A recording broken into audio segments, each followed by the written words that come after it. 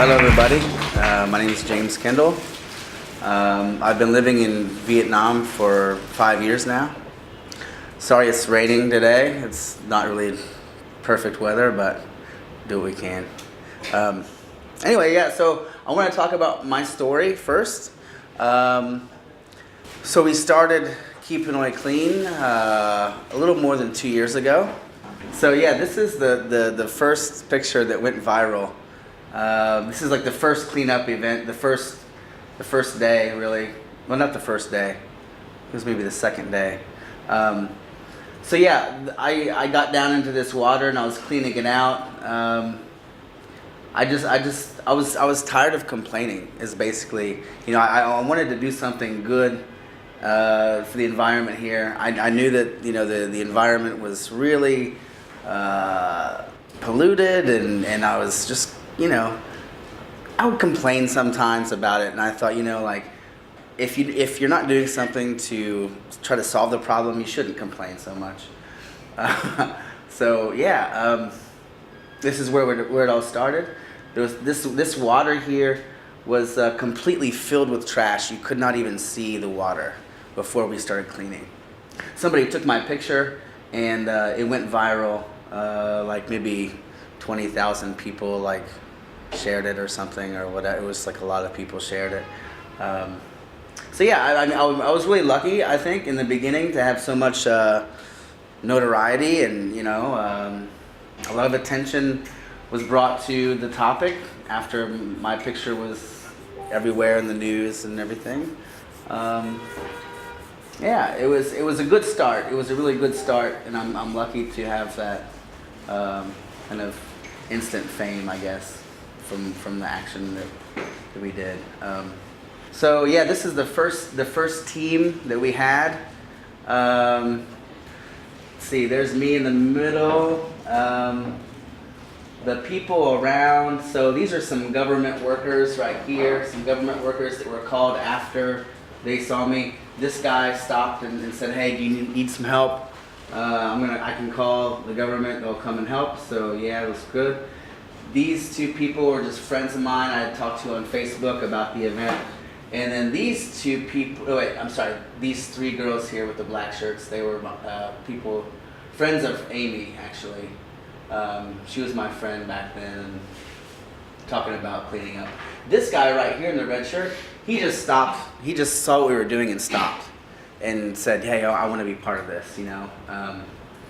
So and those are the people I really love to join. You know, they see what's happening, and they think, these guys are just like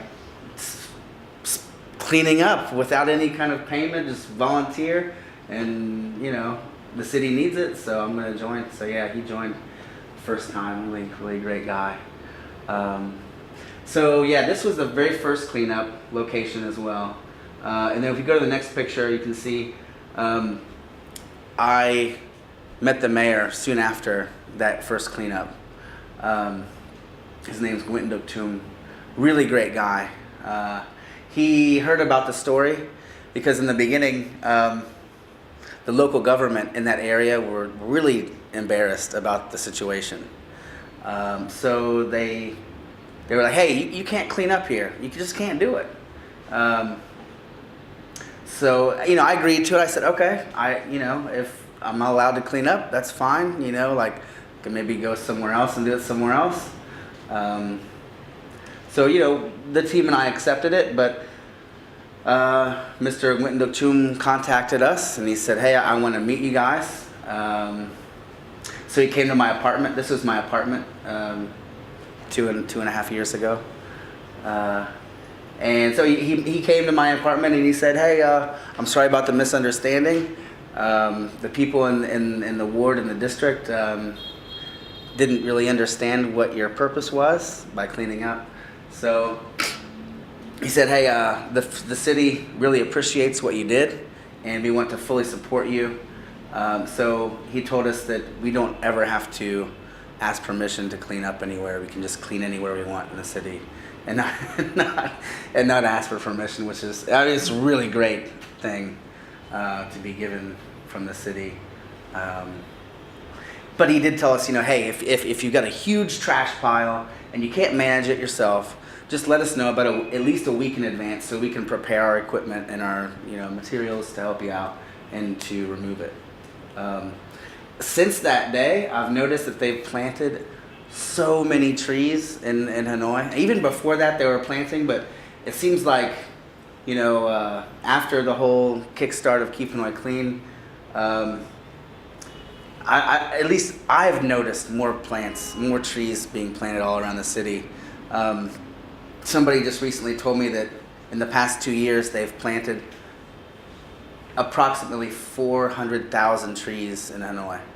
And I know one example. If you come from the airport road, all those trees have been planted in the last 2 years, and that's like how many kilometers of trees on both sides of the road. I mean, it's a lot.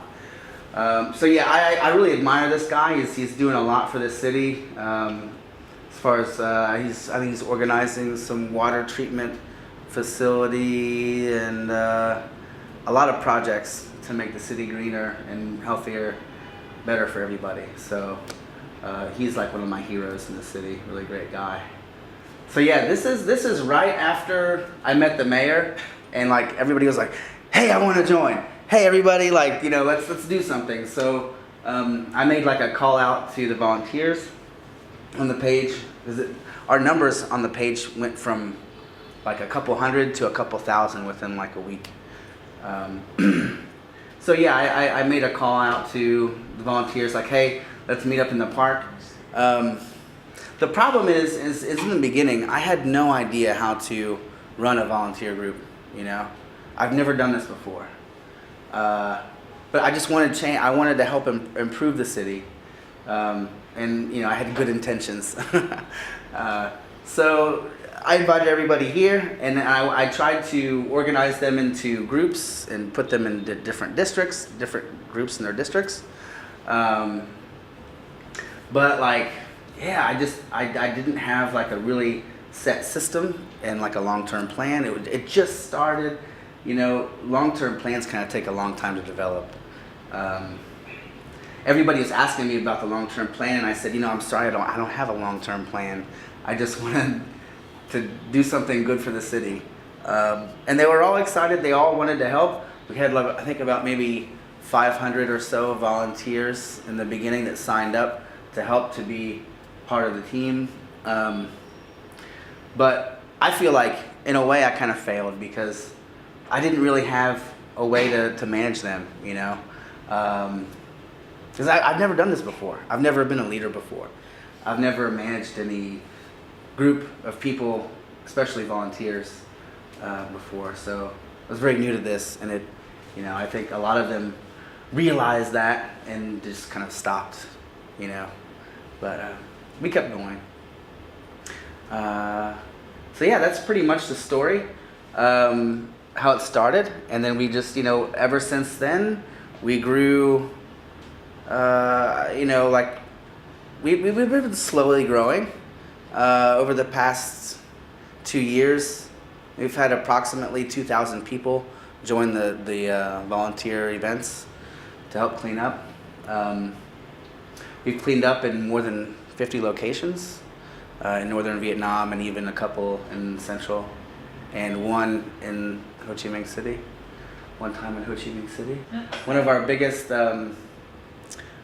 cleanup events was in Long Bien. I'm sorry, it was on this side of the city. It was on the city side of Long Bien Bridge. But right next to Long Bien Bridge, there's a market, and behind that market, there's a lot of trash that's built up. I want to talk about the problems that we've seen in Hanoi. In the future, we're going to be addressing air, land, and water. As many of you know, burning trash is a big problem in the city. People burn plastics, basically any kind of waste that they can't reuse, or they somehow didn't sort from their trash, ends up getting burned a lot of the time. So this is a big problem for the air. of course, and for the land as well. Because when you burn plastics, dioxin often ends up in the ash, and then that rinses through to the soil. So yeah, burning is a huge problem that we're going to be addressing in the future. I've made a couple of videos already, and one video did go viral, so I'm really happy about that. Happy the video went viral, not happy they're burning trash. But yeah, the video I did was right in front of this pile right here, and this is really close to my house. This is across from Huabing Park. So yeah, anytime I see something burning in the city, I just stop and take a picture of it.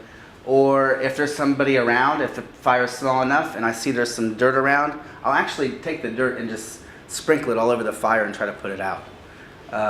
Because if there's people around and they see me doing it, something kind of clicks in their mind. I've noticed that.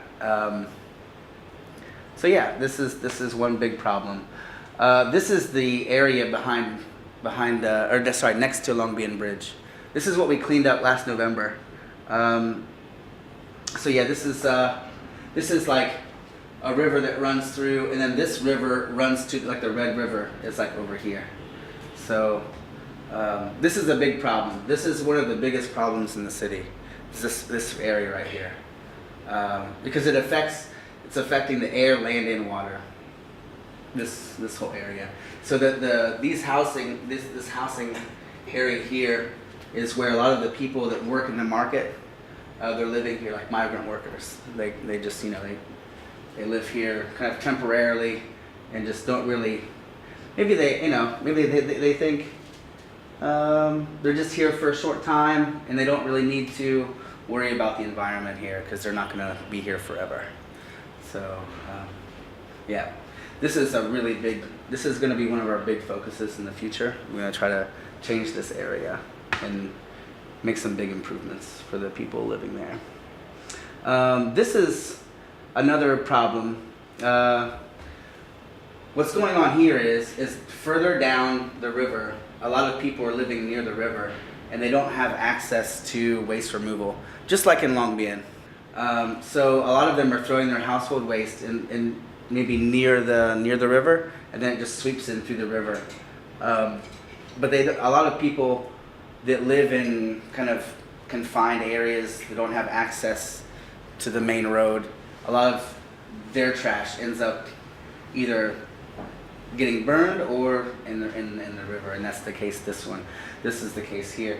There's a bridge that goes right across the water, and there's a mechanism in the bridge that kind of, it's hard to explain, but it like makes part of the bridge go up and down so they can control the water flow. So whenever there's a big accumulation of trash around the bridge, they lower this part of the bridge down, and then all this trash gets swept through to the other side of the bridge and then down the river. And this repeats week after week after week after week. So whenever this trash builds up, they just sweep it away and it's gone. But it's not gone.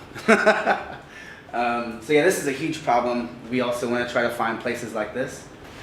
Yeah, this actually, I found this during Tet. I was traveling with my friend during Tet, and I saw this really beautiful temple in the middle of the countryside. Just amazing. I mean, you can't really tell from the picture here, but it was like a castle. It was just so amazing. And we found a lot of trash right in front of it. A friend of mine told me that if you find trash in front of a temple, to take a picture, because it's really powerful. It makes a powerful statement. So that's what I did there. Near this location, I didn't put it in the PowerPoint. Near this location, there was trash just all along the highway, about as wide as this whole room in here, just all the way down the highway, and half of it was on fire. It was just really a terrible thing to see. It probably went on for maybe 200 meters, something like that. Half of it was on fire. When I travel, I tend to take pictures of trash when I see it, and get like a Google pinpoint, like a Google map link to the location.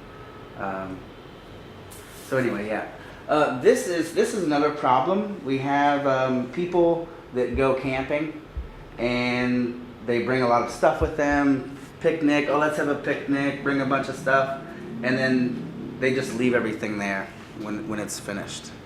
I've noticed that's a big problem. Everywhere I've gone, almost everywhere I've gone traveling, they have a similar problem where, you know, it's a beautiful location, really touristy, and people just go there, bring a bunch of stuff, and just leave it. We've seen this in so many areas. I mean, I'm sure all of you have traveled and seen it before. This happens a lot in Sapa, down in the villages, where people, they go, they take stuff with them, and then they just leave it there. Or just, you know, just throwing it away there, actually using the bin and throwing it away, but then they have to deal with it after that. So, yeah, that's, this is another problem. During, about 1 week, 10 days before Tet, there's a tradition where people release fish and different items into the river and into lakes and just any basic water source around the city. I'm sorry, like what surface water area around the city. This is a picture I took myself. Because what was it, like, I think it was about 6 months after we started, maybe 7 months after we started. Somebody told me about the kitchen god. They call it the kitchen god day, something like that. So I'm like, what? People are throwing all kinds of stuff off the bridge. Oh my God, no! So I went there, and sure enough, like, yeah, I saw like maybe 50 people that had stopped on the bridge and they were just throwing stuff off. So about this kind of problem is really difficult. It's probably one of the most difficult things to improve. But raising awareness about this kind of thing is really important to us.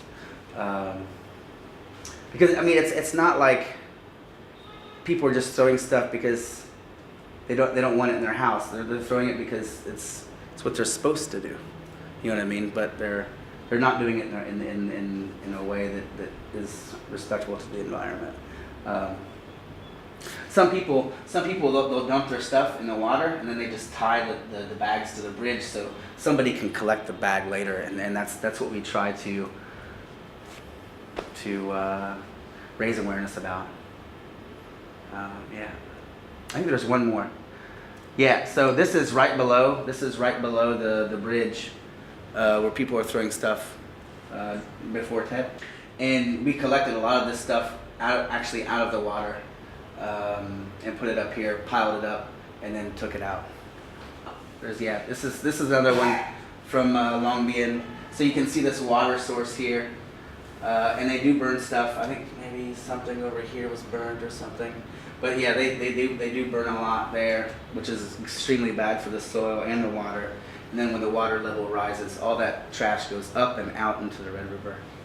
So this next section is what we do.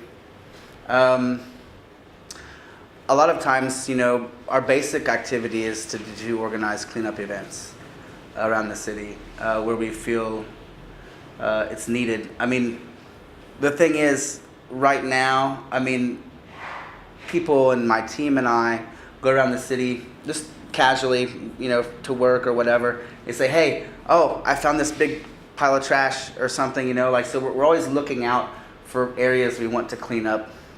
There's a couple that have been on my checklist for quite a while, and I hope to get to them soon. But these are just a few locations that we've done around the city. There's a lot more than that, but this is just kind of like a baseline, I guess, to where a lot of our events have been around the city. There's a couple other ones that are maybe right here. There's, I think, one right here. There's, yeah, the zoo's down here. We did that one. There's a couple out here in the kind of a little further in the countryside.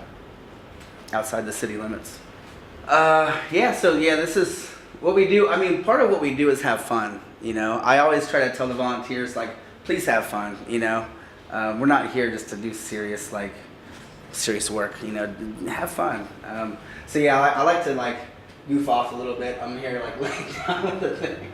Kind of funny picture. But yeah, we like to have fun. And also, one of my targets, I'm not sure if you guys read the article a couple weeks ago, but one of my targets is children, because I really feel like children have a general interest for environmental protection. Sometimes they might not seem like it by the way they act, kind of crazy. But yeah, they love to get out there and to clean up. And yeah, so these two kids are my students right here. Really good. They're really good students, actually. Really good in the classroom. Can both speak English really well for their age. And they join me almost every single time that I have a clean up. So yeah, I love to get students involved, get young people involved, get the youth involved. I love before and after pictures. I try to take more when I can. But yeah, this was on Tang Yen Street, where they just installed a bunch of new trash cans all along the street. They're really nice, but it's still. This tree is right next to where the bus people get in and out of the bus. So it's a kind of like a hot spot for trash, because people are getting in and out of the bus. They just get on the bus, oh, throw out my trash. You know, I don't know. Part of what we do is going around into the parks and public spaces, touristy places where we get a lot of visibility, because we want people to see what we're doing. And there's other places like this. This is a before and after picture.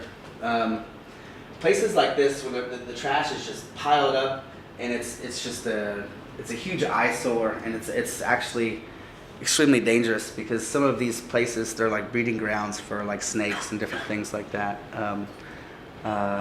Actually, this is just outside of Saputra. About 5 years ago, a friend of mine, their dog got bitten by a cobra snake, and they live inside Saputra. So yeah, you never know. This is maybe about 2 months ago. We completely cleaned all the way from Hanoi Academy, all the way to the E4 gate, which was, I think, right around 200 meters or so. And that day was our record-breaking day for us. We had approximately 28 tons of trash that day we removed from the area. So yeah, this is one thing I love to do. I love to do this stuff. A lot of people think it's too dangerous, but I can't help it. I love projects like this where we can clean it up. And then actually, the government promised us that they were going to make a sidewalk here, like to widen the road. We're going to widen the road like that, and then put like a sidewalk down here for people to walk. At the beginning of this street, we did this about 2 years ago. At the beginning of the street, because it was just like this. At the beginning of the street, we did it 2 years ago, and then the government, along with Saputra, filled in. There's like a big hole here, so they filled it in with dirt and then widened the road and put a sidewalk in, and it's been clean ever since. So these are the kind of projects I really love to do, where they fix it and then it's clean forever. Another before and after picture. I love these before and after pictures. So yeah, this is over by Banana Island. There's a road to go out to Banana Island, and it often gets really junked up with trash. So yeah, we were helping prepare for a marathon run, and one of our partners, School on the Boat, they teach a lot of the kids down in the Banana Island, where they live like on the boat or whatever. They have like a program for those kids to learn And so, yeah, they're one of our partners, so we helped them out with that. Yeah, really, that was a good day. This was Earth Day. This is my mom right here. I don't know, you can't really see her. That's my mom. I can tell it's her. Yeah, she was here for Earth Day. She was so happy to be here for that event. Yeah, so one thing we love to do is to collaborate with other groups and to make our efforts much bigger.